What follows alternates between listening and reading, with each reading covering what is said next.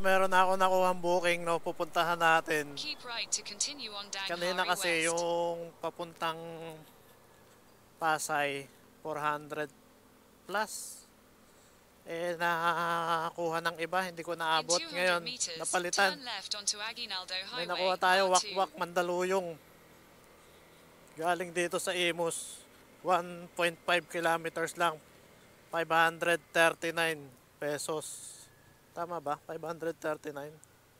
Turn left onto Ah, Aguinaldo Highway, 536. R2. So, mas maganda. Hey. Puntahan natin to.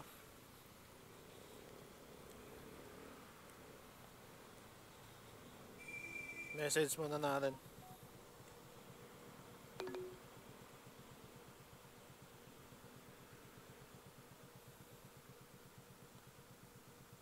Ano sabi niya? Nag-message siya eh.